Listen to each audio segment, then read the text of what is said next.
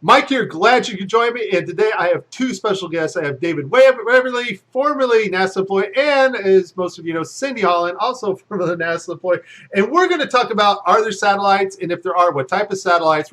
David's going to talk just a little bit about the South Pole because he was stationed there.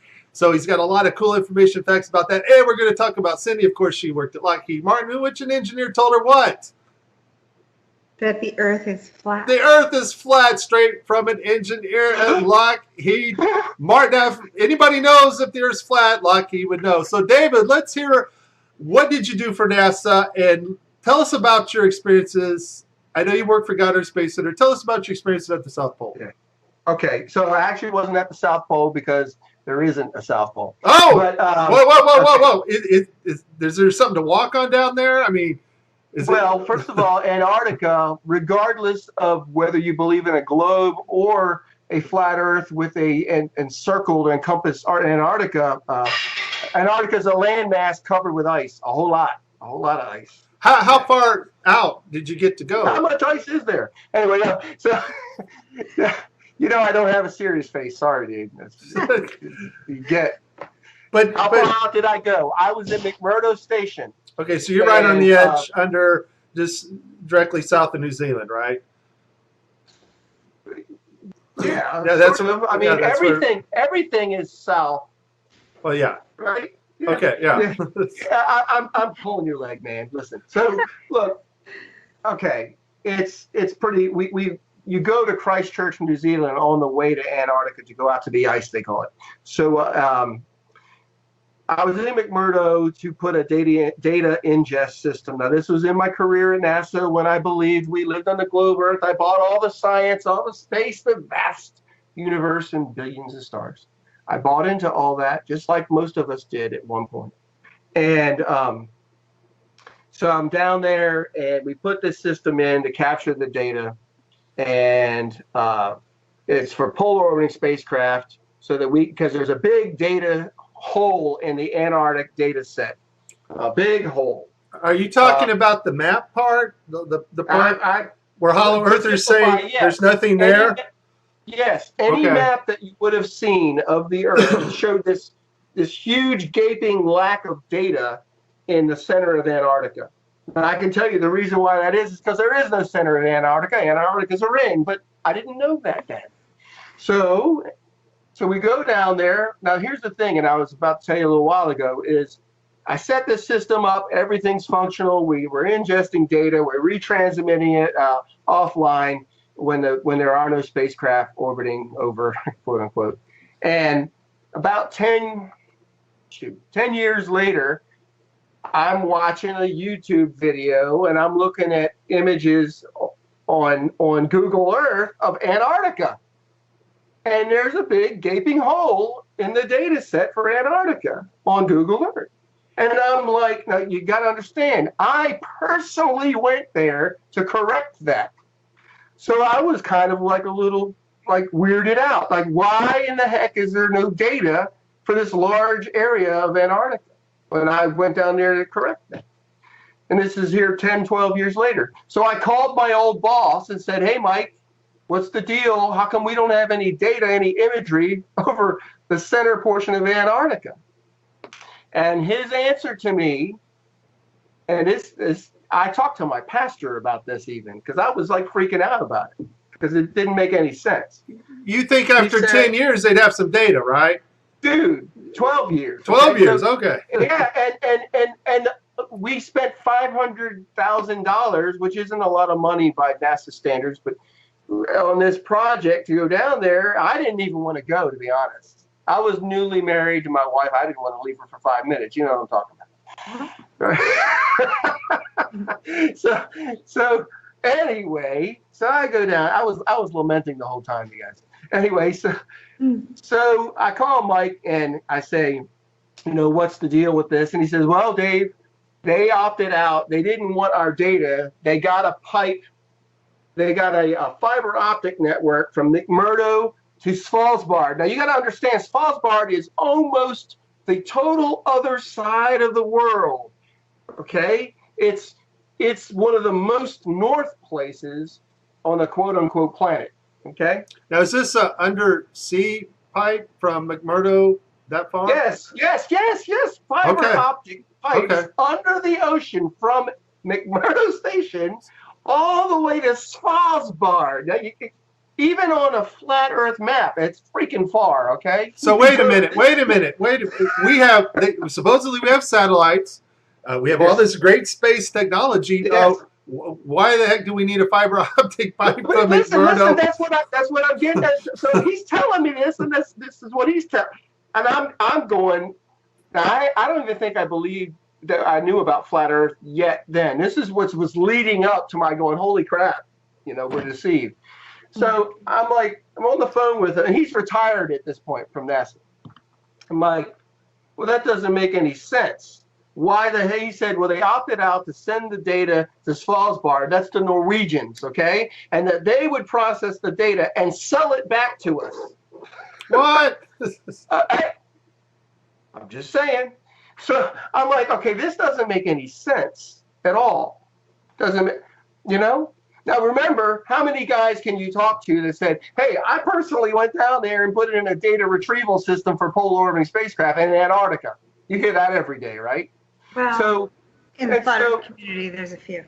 Yes, I know that. Yes. So it's important that everybody understand that you were there to map what's essentially still not there and still not mapped today. That's right. To fill out an area of data, a huge area that was not there.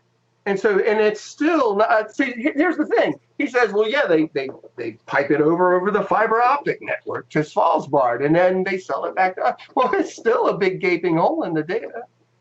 Hello.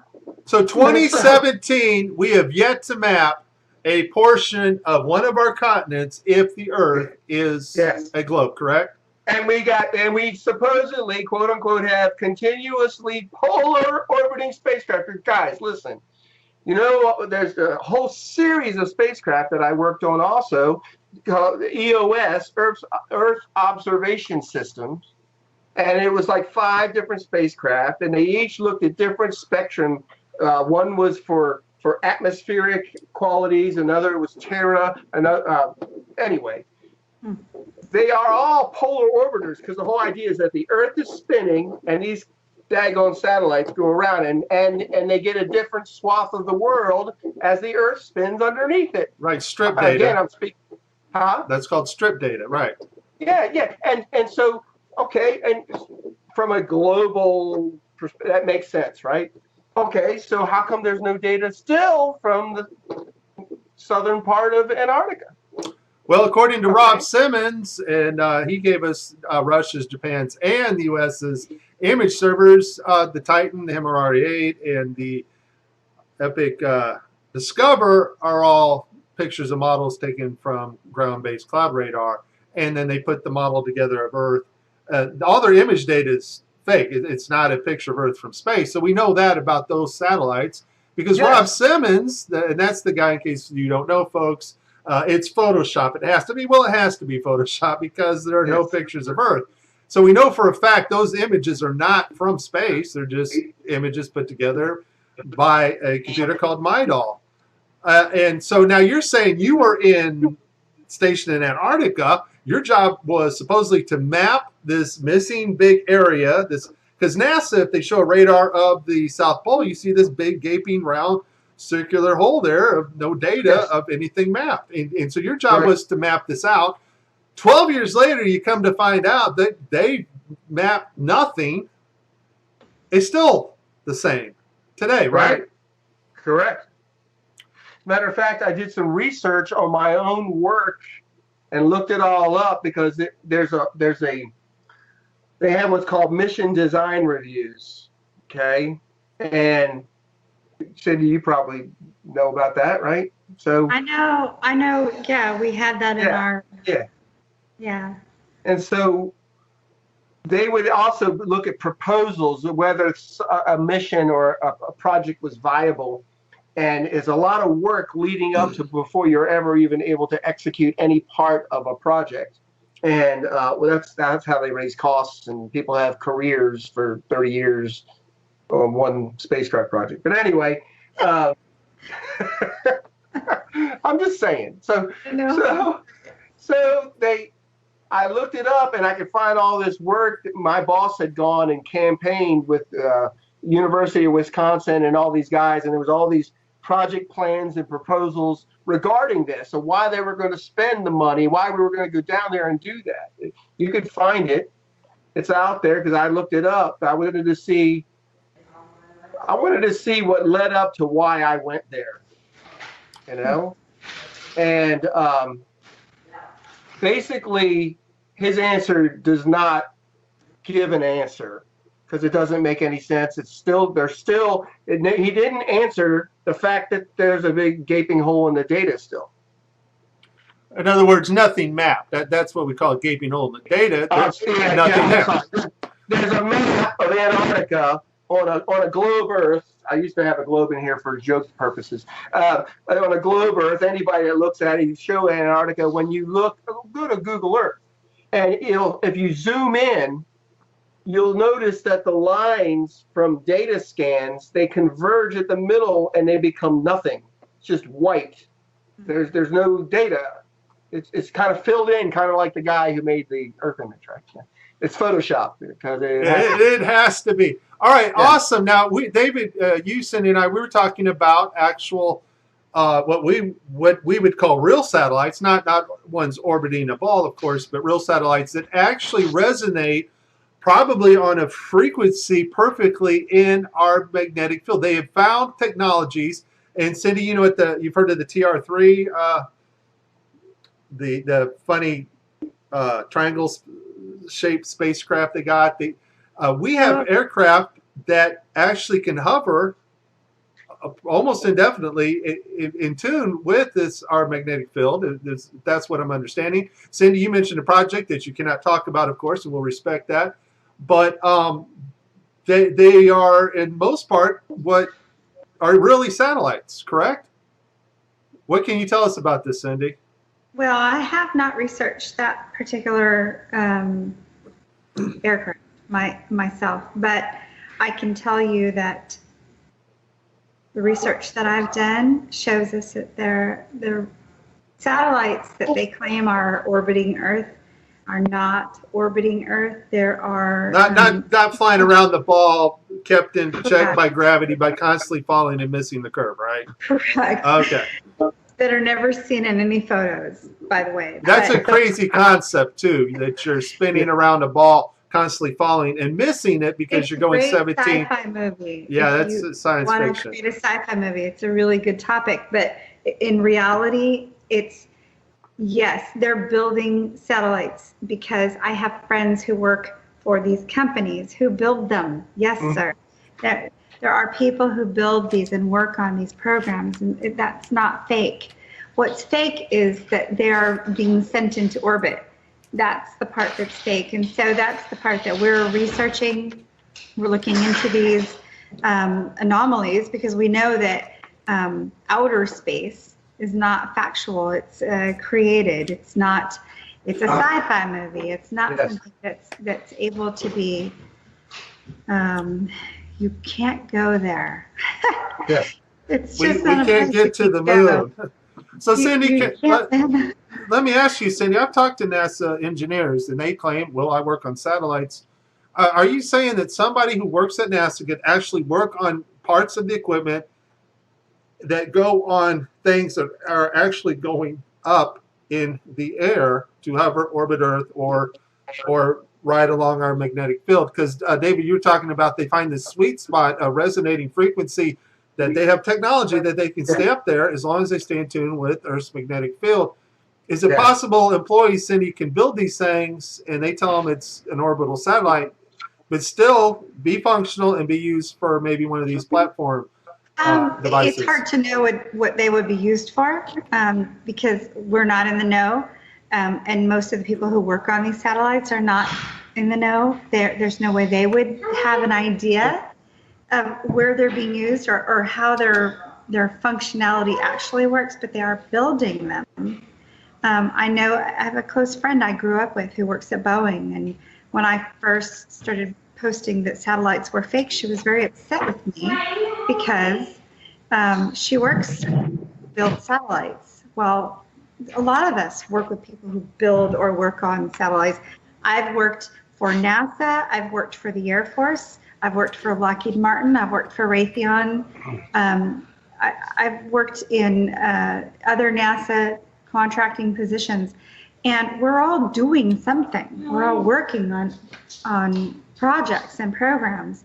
The problem is it's a need-to-know basis. Everything is need-to-know. You're told what you're told. You do your job.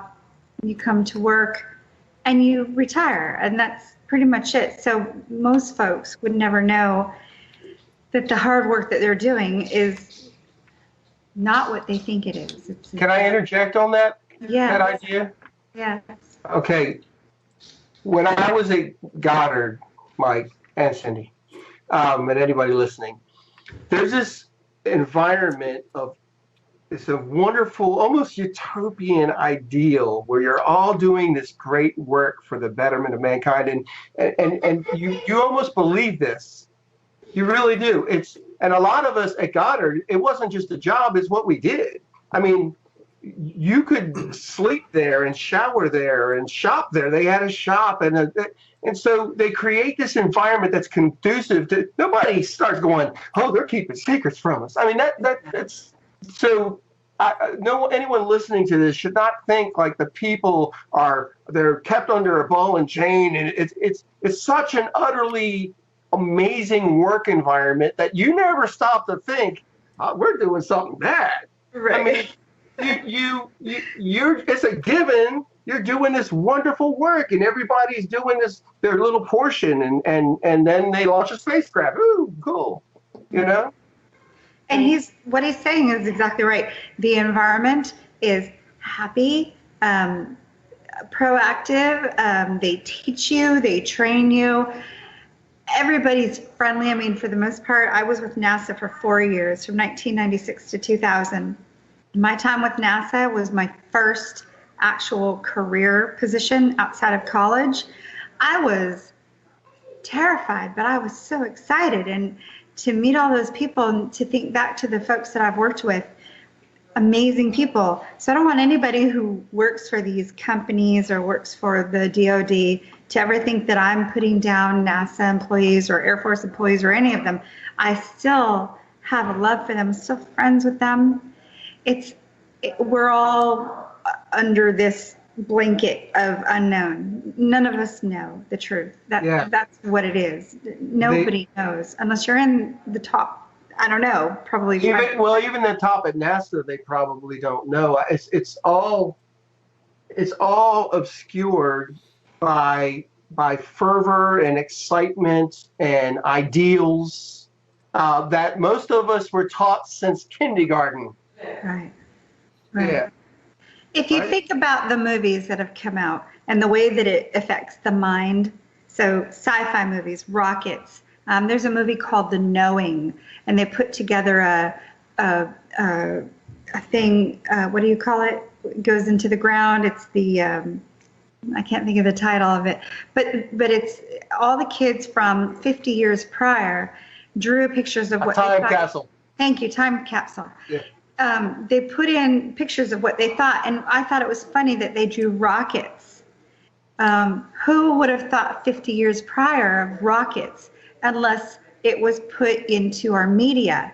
There's no other way you'd even think of a rocket unless media portrayed rockets as future. Of course. So I saw I've been watching this movie a lot lately because I pick apart movies as I try to figure out what they're doing next. And so I pick apart Hollywood movies, but The Knowing is a good one because it kind of shows you the direction that they're taking. They're using specific agendas, space absolutely, the globe absolutely, evolution is huge. And so they're taking these things that we've been taught since kindergarten, and they're manipulating people to believe. And these are psychopaths. They don't have guilt. They do not have feelings. Correct. they're able to teach these things in schools and in college and all the way up to people who are PhDs. And they know they're false. They know they're fake. There's no proof. It's all theory. But they can do this because it's an agenda, and it goes with their agenda. So, can I add to that? Yes. Okay, this is a scriptural ideal, guys. Is that God says that He will do nothing. Will I do nothing without first telling my servants, the prophets? Mm. Satan or Lucifer or whatever name you want to give him, the serpent, he has these aspirations to be like the Most High. So he also has his servants, the prophets. We call them the media. And so he tells us, they tell us what they're doing through movies, through media, like you're saying, Cindy. So they're laying their game plan or their intent in a whole lot of movies like that. Yeah. You know, guys, this is very interesting, and I shut my camera off so I get a better stream. But you know, when we talked with Rob Simon, he's very honest. He gave us Russia's, Japan's FTP servers, all their model of Earth that they used to superimpose the images on to make it look like they're taken from outer space. Totally straight up honest about what map projections you use, and he gave us that website and how to configure the map that they use for different projections and things. When you talk to other NASA certain employees at certain departments, they straight up tell you, oh no, it's not this and this, and so none of it leads to outer space or you know, living on a spinning ball and traveling 483,000 miles an hour. What it tells me though is that it seems like there's a separation between the people doing the work at NASA and a media conglomerate or a other type of government that does the faking part, the part where they take you in on the ISS and fake, you know, weightlessness through the HoloLens technology JPL is working with right now, or telemetrics that they've contracted, and that allows them to bring in actors from any place over the world and put them on the same set. It's almost like the stuff that these engineers are building are actually used and put on these platform type what we'll call satellites, just for a better lack of term right now, so they can look at the Earth and get cloud cover and things. They're heavily interested in our magnetic field. We'll probably talk about that in another video. We'll talk about the sun in another video and how the eclipse, nothing blocked the sun. But it almost seems like there's this other type of government thing going on that's sort of separate from NASA. It's like NASA has another division that we would call liars and deceivers, you know, part of NASA. And then we have the people that actually do real work and real technology for NASA. That's what it's looking like. What are you guys' thoughts on that? Absolutely. Again, the mass of people, and they are many, there was between 17,000 and 35,000 at Goddard at any one time throughout the history of Goddard. All of those workers, like Hubble was built in our clean room at Goddard, right? It never enters their mind that what they're doing is going to be for deception. They think that it's for science, for knowledge, for the betterment of mankind, so that we could understand how we were created, right? Which the very thought of that's kind of insane, but anyway. What do you got to say to that, Cindy? Can you please repeat what you just said, David?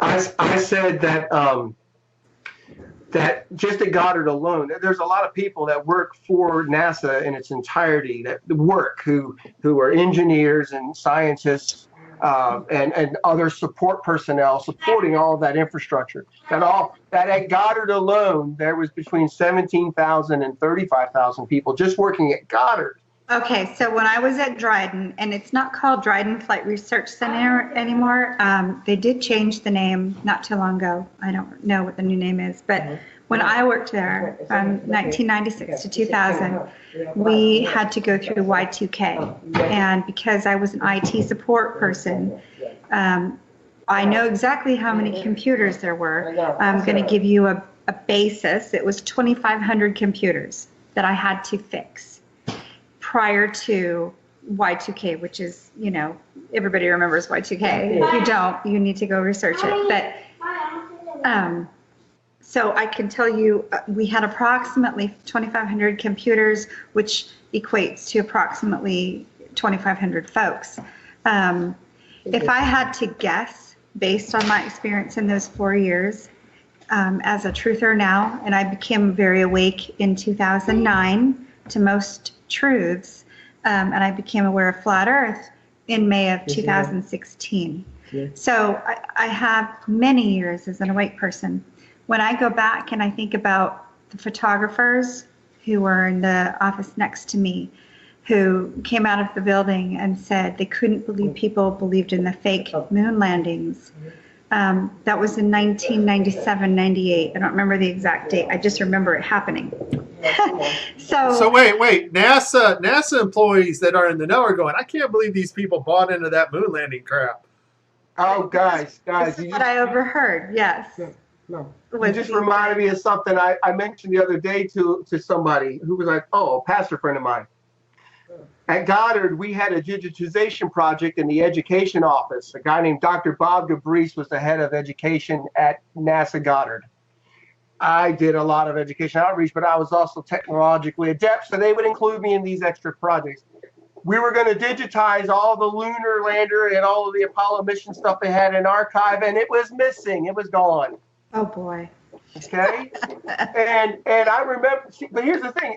Then I still believed all the other garbage. So I was like, well, it didn't make any sense. Like, how would you lose? I guess the most historic moment in all of mankind. Why would you lose that? You lost all the telemetry data to the most important event ever, right? Yes, they got like freaking 10 sound bites from the lunar mission. I'll tell you, I was the retrospect administrator. Retrospect is a system that we used to back up computers for the whole facility. So this is dating myself, obviously, because retrospect I think it's outdated. I don't think anybody uses it now. But if you look in history, you will see that retrospect was the technology, the app, basically. We didn't have Windows. This was a long time ago, so it was different. But we used a system called retrospect to back up computer systems. Now, if I'm understanding my role right as the backup administrator for Dryden Flight Research Center, everything was backed up every night based on my job, what I did. I backed up computers, and it was a system. It did it automatically. Now, wait, Cindy. Are you backing up like super important data like the moon data, or was the moon data not as important? And everything that was on they're personal freaking MP3s. So we can lose the moon data, but we're backing up everybody that swiped their key card for the last 20 months, right? Yes. Okay, I got it. Just as long as I understand NASA's priorities. Gotcha. Yes. So we're backing up the work that they do each day to make sure that they're not. Family pictures. What's that? Family pictures. Look, wait. Because I'll never forget my first week at Goddard. I went into an engineer's office, like he's a freaking GS-15 or something, okay? That's like a $250,000 a year, okay? It's like 150 to 250 a year salary. I go into his office, one of his hard drives had crashed. I'm not making this up, guys. And I get called on a tech support call. I pull his drive and I run this data retrieval tool. And it's all organized pornography. It's all porn with categorized folders. That's terrible. But my point is that all that stuff is all saved. Right. Well, you got to back up the porn. Can't lose that, right? But we lost the moon data. Yeah. There's a lot of, and this is off topic a little bit, but there's a lot of cancer at Edwards Air Force Base where Dryden Flight Research Center is located. I don't think that's accidental. I don't believe that that's accidental. I believe that there's a reason why they allow so many, I don't know what it is. It's not just chemicals. There's so many things going on at the base, at Edwards Air Force Base, that environmentally are harmful to humans. I don't think that's accidental. I think that the smart people that they hire, they don't want them to remain smart, and they maybe don't even want them to stay in the know. We had an SR-71 pilot who, I think it was 2007, somewhere in there. Anyway, she was an SR-71 pilot, Marta Bonmeyer. She was flying SR-71s for her career, and she died in a small airplane accident in the mid-2000s. So you understand, I have a lot of questions about these so-called weird, strange deaths that happen, whether it's cancer, whether it's an airplane crash, whatever it is. I have a lot of questions. Marta Bonmeyer crashing a plane and dying after flying the SR-71? It's odd. Yeah, well, she's not the only one though, Cindy. There's YouTube videos about a guy that worked in Antarctica, supposedly found out something. It seems like if you're a type of person that they can't trust, and you have information that need to know information only, it seems like some of these people are dying mysteriously or disappearing even, right? Or they're having mental issues that cause them to have to take or to be prescribed, not have to take, but be prescribed drugs that alter their mind to the point that they're practically useless. Correct. Yeah, that's a good setup, right? Because, somebody comes clean, like you guys, whistleblowers, and they go, well, they're doing this and this and this. But then all of a sudden you can go back and say, well, we have their mental history here. And they're not nuts. They're nuts, and they're not really saying the right things. We are taking care of them. We have them on medication, but they're just saying wrong things, and so we can discredit that way also. Yes. And so people are always wondering, well, where are these NASA employees that are saying the Earth is flat? Folks, I got 2 NASA former employees right here on video that know for a fact, from what they learned from NASA and what they've studied out themselves, that the Earth is indeed not a spinning ball. Amen? Amen. And I know, Cindy, I know that you got family to tend to right now, and I would like to make some more videos with you guys because, David, we still got to talk about planes flying along a magnetic field of some type, because we know everything's based on electromagnetics. We know that. We know from the eclipse that the sun and moon are just projection lights, and I'd like to hear you guys' theory about that.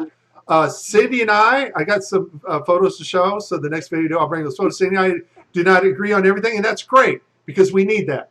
We need not to be on the same page and beat the same drum. What we need is to research the information and bring forth ideas and share with one another. And most importantly, as flat earthers, folks, we need to get along. I can't stress that enough. There are no shills and gatekeepers in the flat earth community. There is no such thing as that. Nobody has the key to the whole thing, and they're just hiding it from us, okay? It's not even possible. And, and I get so mad. Yeah, I don't share the views of maybe Jaron or Bob or even Cindy. I don't share all her views. But I can tell you she is not a NASA gatekeeper, and I can tell you she's not a shill. She is very genuine. She is serious, and most importantly, she loves the Lord Jesus, and so does you and myself, David. Amen. And I'm so glad that you guys had a chance to watch this video with us. I think we could even do a series, Mike. You want to do a series, David? Thinking about all the subjects that we've discussed today, just on our own, aside from the recording. Honestly, if your listeners are interested, I'm open to doing a series and doing different subjects on each one. Yeah. Well, David's already got a YouTube channel, and you're gonna have a YouTube channel, Cindy. So I want to call it Cindy Guns. Cindy Guns. We'll just whatever, but it's just something dangerous sounding, Well, hey, Mike. I would love to be involved in a series, but I'm really shy and I don't like to talk a whole lot. That's a bunch of caca, David. I'm pretty sure you're lying like NASA right now. Yeah. Yeah, well, no, because David, you had some good points about planes. I'd like to talk maybe about planes like the TR-3, which Cindy didn't know about, but I got pictures of one. And we do have things up there, and we do have things up there taking pictures, but that does not take away the fact that 99% of all of our communication has to be done through undersea cables, simply because there are no satellites above us. There's no such thing as our 24 GPS satellites hovering above us either. Anyways, all right, guys, we can do it. We can talk about a series. This is Mike, David, and Cindy Holland. And we, all three of us, are glad that you watched. Bye-bye. Bye. Thanks, guys. God bless.